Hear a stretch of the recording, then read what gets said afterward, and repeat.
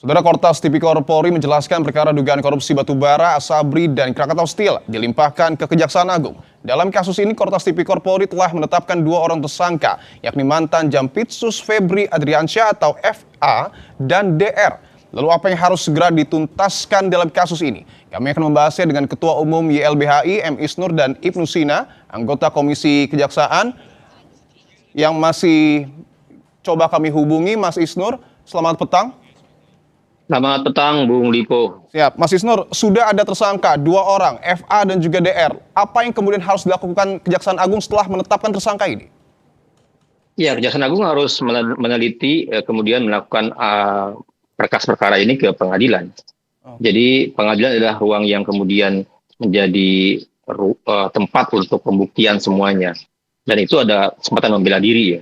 Semua bukti-bukti, semua modus, semua peristiwa ini harus dibongkar secara terbuka di pengadilan. Dan ini kan sebenarnya kekhawatiran yang sudah kita sangat lama tunjukkan ya, bahwa korupsi terjadi di puncak-puncak kekuasaan dan yang menyedihkan di lembaga penegak hukum. Dulu kita ingat bagaimana ada Mahkamah Konstitusi, pimpinan Mahkamah Agung, kepolisian, kadang kejaksaan.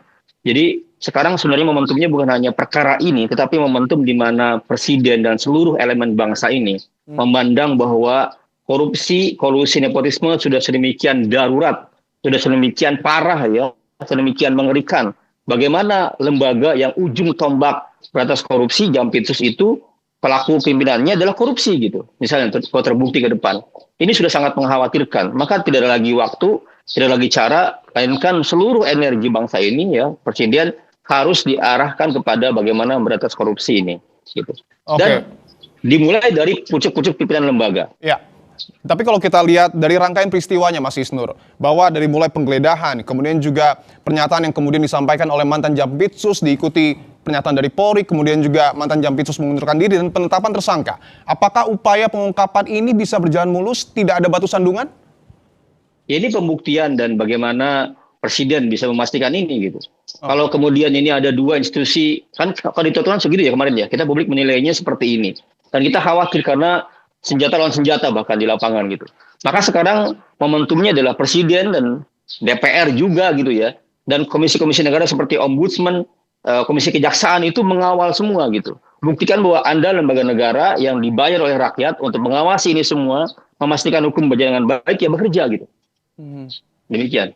Oke, seberapa besar sebenarnya peran Febri dalam 3 kasus ini menurut Anda? Tergantung penyidikan dan pembuktian di pengadilan. Kalau saya tidak bisa bicara soal hal itu gitu. Tetapi bagi publik yang sangat miris, sangat khawatir adalah ketika kita melihat ya, bagaimana di rumah para pejabat yang harusnya kalau kita baca atau lihat gajinya, kita lihat laporan harta kekayaannya di KPK, nggak segitu gitu. Dan sekarang terbongkar ada brankas yang sangat luar biasa mengerikan. Kita jadi ingat juga peristiwa sebelumnya Akil Mukhtar gitu, yang dimana di rumahnya numpuk banyak uang. Jadi ini bagi saya bukan lagi satu, tapi menjadi pola. Kita melihat pola yang sama terjadi berulang-ulang di para pejabat ya, di para pimpinan lembaga penegak hukum, menyimpan uang yang benar-benar bersumber dari korupsi misalnya. Maka ini momentum harusnya semua diteliti dong.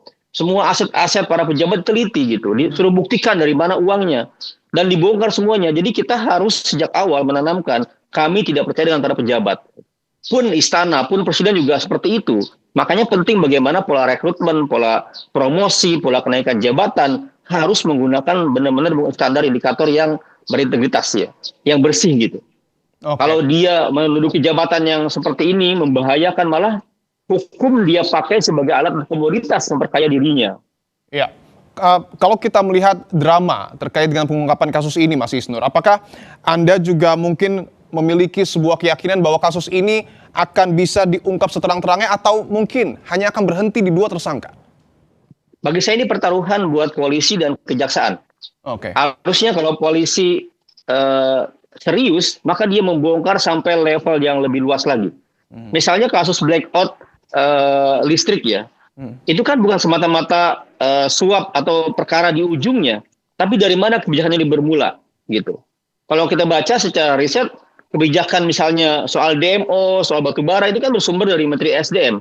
Maka kebijakannya harus diteliti sampai Menteri SDM-nya gitu. Dan semua para pejabat yang berkaitan dengan perkara ini.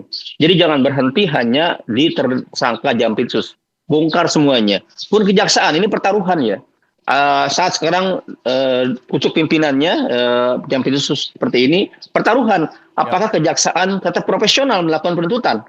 Maka bagi saya ini harus ditunjuk benar-benar jaksa-jaksa yang clear, yang berani membongkar semuanya. Kalau tidak berhasil dua-duanya, maka bagi publik semakin menunjukkan bahwa ada kong kali kong di belakangnya.